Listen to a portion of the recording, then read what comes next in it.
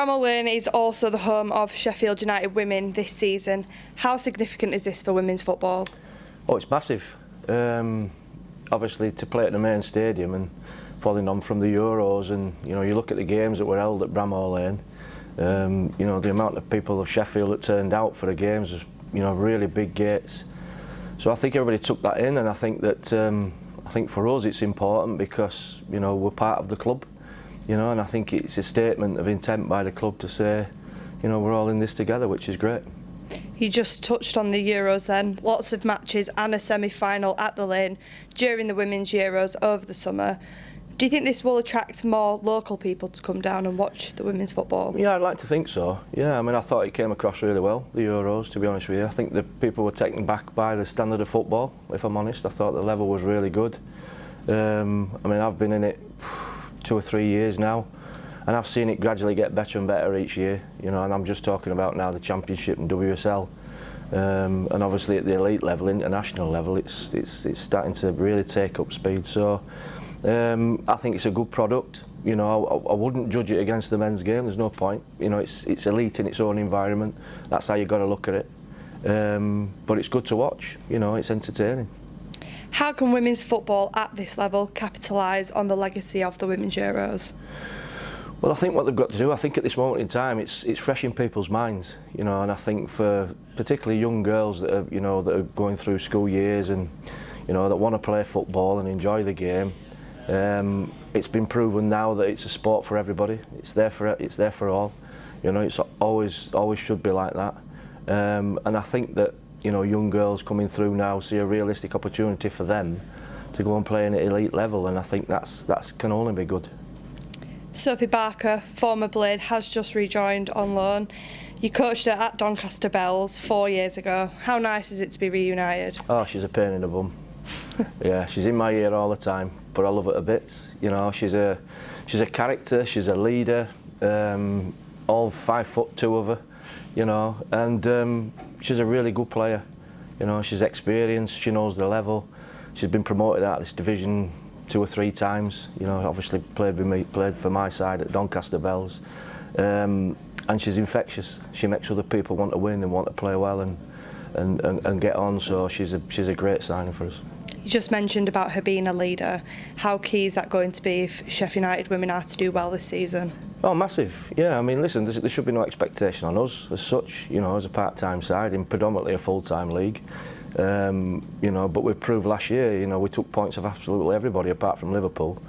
And then obviously they're out on their own, budget-wise, and and they should get promoted. But everybody else, we've competed with.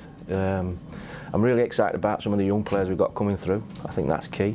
We've had a really good pre-season, and I'm looking forward to it, to be honest. What are your hopes and expectations for the season ahead?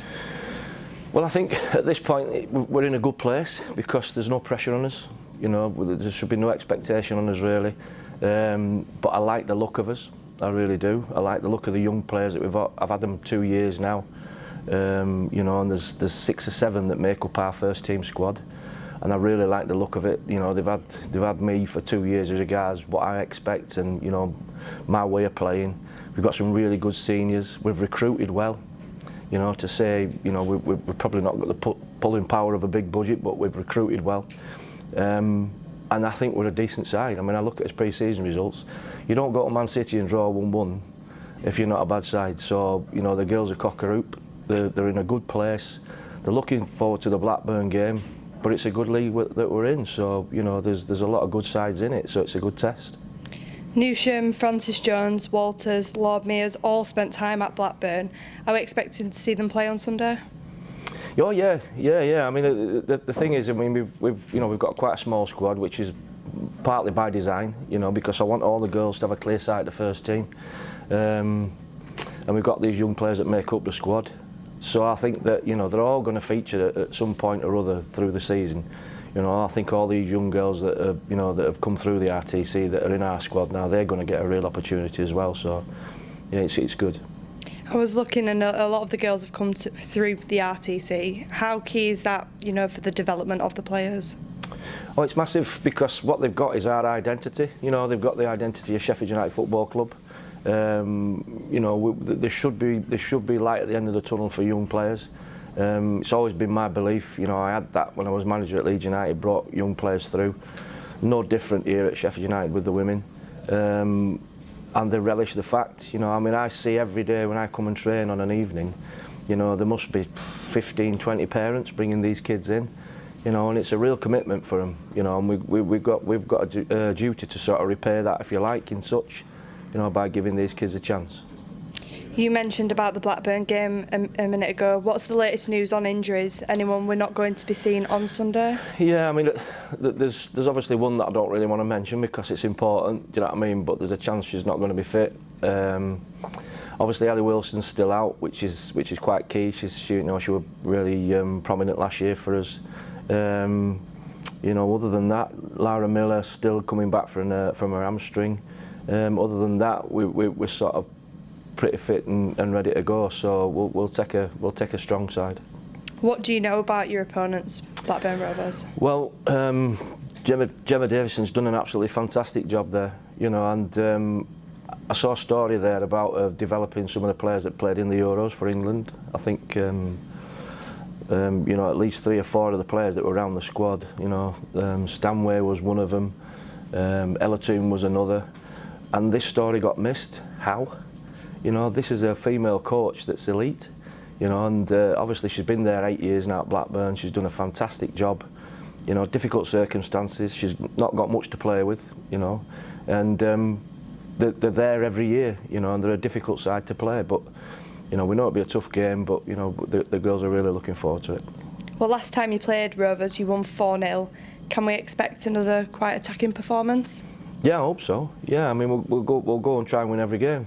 You know, that's how we'll set out. You know, I don't want the girls to feel like they can't go into every game expecting to win. That's how I want us to be. You know, there's no Liverpool in the division this year. You know, and that's no disrespect to Birmingham, who's come down, but you know, I don't think they'll have the pulling power that Liverpool have had. And I think the league will be quite open this year. You know, and like I said, looking back to last year, you know, we took points off every side apart from Liverpool. So if that's the case, and I think we've recruited well, and I like the look of these kids that we've got in the side, then you know we should be in the mix. You mentioned about Sophie Barker being quite a leader. Who do you think is the main leader in the dressing room? We've got quite a few, to be honest with you. It's a really vocal dressing room, I have to say. You know, it's just going back to the Durham game. We played Durham in a friendly last Sunday, and you come in at half time, and obviously they're invested in the game, and it's like a marketplace. You can't shut them up. It's like brilliant. But as a coach, it's what you want. You know, you want that. You want them to all feel that they've got a part in it. You want them to all be leaders. You know, and I give them 5 minutes, let them talk it through, and then we sit down and you know we go through where we need to go with it. But we've got a really lively dressing room, which is good, you know, which is good because that reflects on the pitch.